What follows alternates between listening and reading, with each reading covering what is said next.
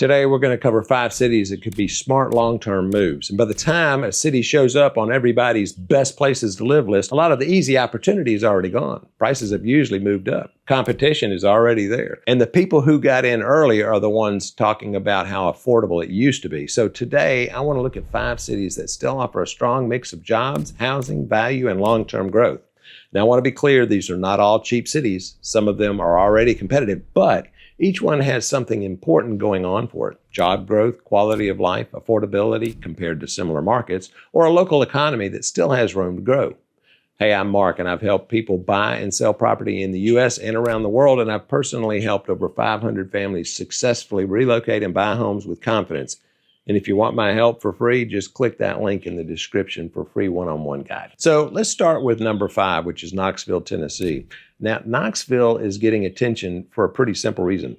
A lot of people want the benefits of a growing southern city, but they do not want Nashville or Charlotte prices. Now, Knoxville gives you some of the same appeal, but on a smaller, more manageable scale. You have the University of Tennessee is there. You have access to health care. You have Oak Ridge, which is nearby, which brings in research, science, and higher paying employment. And you have the Smoky Mountains close enough that you can actually use them, not just talk about them. Now, from a housing standpoint, Knoxville is not as cheap as it used to be, and that is important to understand. A starter home may run somewhere around $280,000 to $350,000, depending on the neighborhood. And a typical 3 or 4 bedroom home is often going to fall, somewhere between $375,000 and $550,000. So this is not a bargain market anymore. But compared to many larger cities, Knoxville still gives buyers a chance to get a real home in a real community without jumping straight into luxury pricing. And another big advantage is Tennessee's lack of a state income tax. Now, for retirees, business owners, and higher income households, that can make a noticeable difference. But here's the trade-off. Knoxville has grown. Traffic is not what it used to be. Some locals will tell you the secret is already out, and the best areas are going to cost more than people expect if they're only looking at old affordability lists online. Now, that is why I do not look at Knoxville just as a cheap place to move. I would look at it as a lifestyle move. And if you want a smaller city, access to the outdoors, no state income tax, and enough job growth to support long-term demand, well, Knoxville makes a lot of sense. Now, let's go to a much larger city market. So coming in at number 4 is Phoenix, Arizona. Now, Phoenix is one of those cities people either love immediately or they write it off. And the reason is usually the same. It's the heat. There's no way around it. Phoenix summers are serious. If you're not prepared for months of extreme heat, this may not be the place for you. But if you can handle the climate, Phoenix has one of the strongest economic stories in the country. Now, this is not just a retirement market anymore. It is a major business hub. Technology, healthcare, logistics, finance, construction, advanced manufacturing, and semiconductor investment have all helped turn Phoenix into an area of major growth. And when companies expand, jobs follow. And when jobs follow, people relocate. And when people relocate, housing demand usually stays strong over time. Now, Phoenix is not what I would call inexpensive anymore. And first-time buyers may find homes in the $350,000 to $450,000 range.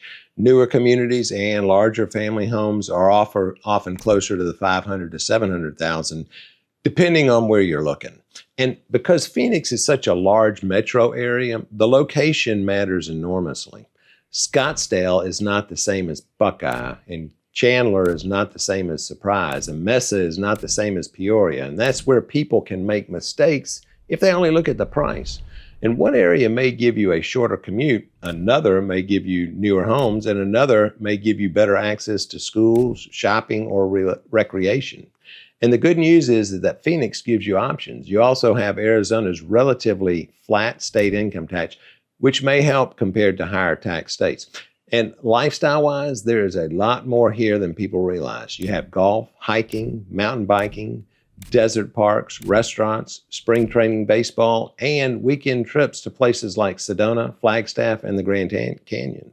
And Phoenix is not for everyone, but if you want job growth, sunshine, lower taxes, and a major metro with room to expand, it's hard to ignore. Now, if Phoenix feels too big or too hot, The next city is a very different kind of opportunity. So coming in at number 3 is Grand Rapids, Michigan. Grand Rapids does not get talked much about as Austin or Nashville or Raleigh, and that may be one of the reasons it's still interesting.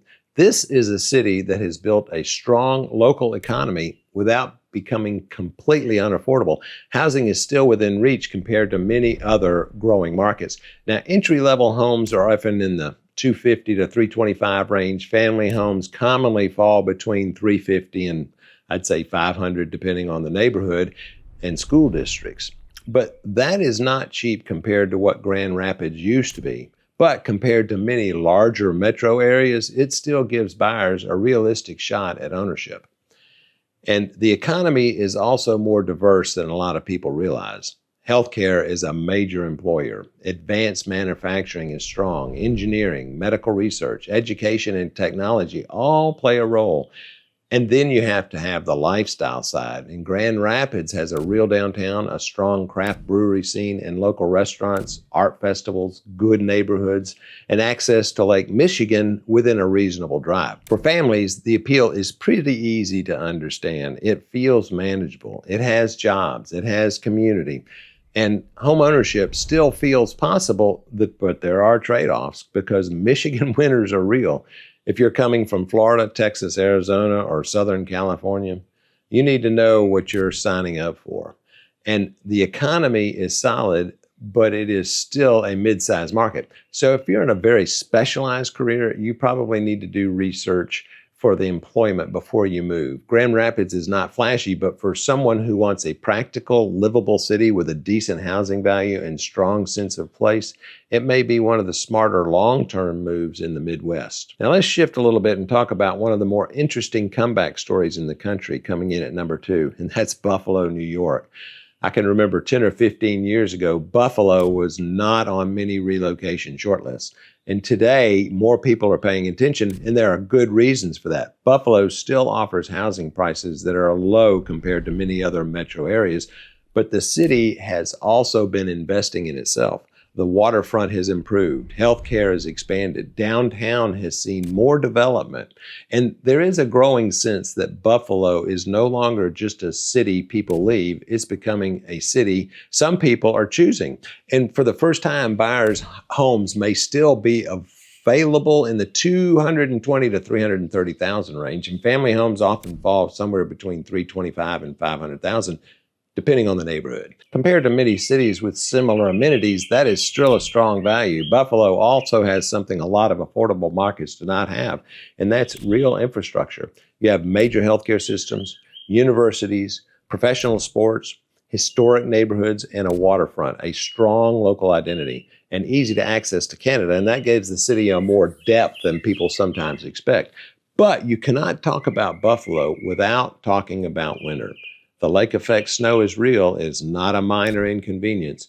If you're moving from a warm weather state, you need to visit during the colder months before you make a decision.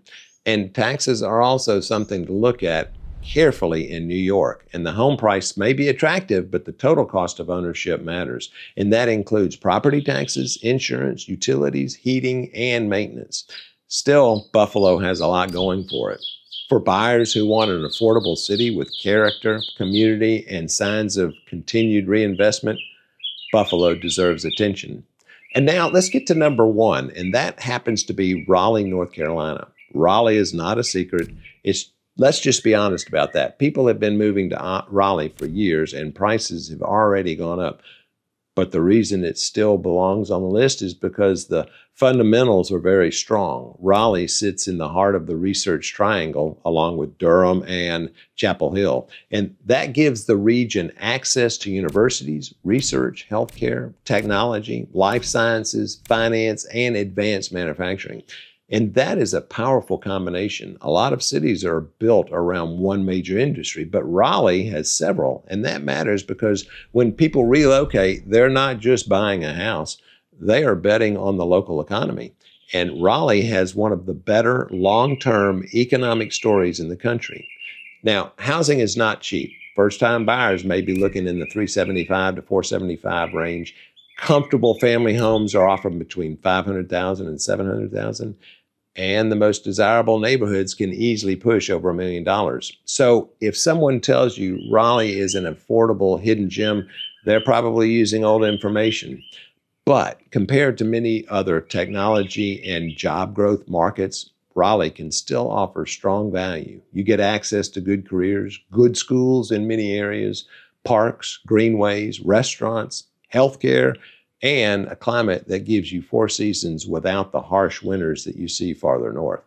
Now, the trade-off is that growth brings pressure. Traffic has increased, competition for good homes can be strong, and the best relocations are no longer cheap. So Raleigh is not the place to move if your only goal is to find the lowest possible home price. But if you're looking for a long-term move built around jobs, education, lifestyle, and furniture demand, Raleigh is hard to beat. And that is really the point of this entire list. The best relocation decision is not always about finding the cheapest city. It's about finding the right balance. Can you afford the home? Is the job market strong enough? Do you like the weather? And are the taxes manageable? Does the lifestyle actually fit the way you want to live? That's where people need to slow down before making a major move. Now, a city can look great on paper and still be wrong for your life. So I'm curious, which one of these 5 cities surprised you the most? And if you're planning a move anywhere in the U.S. or even internationally, there is a link in the description where you can reach out for free one-on-one guidance. And before you make your next move, watch this video next so you can avoid some of the biggest mistakes buyers make when relocating. And how do you like that bird in the background? I didn't order him up, but he's there every day. I love it.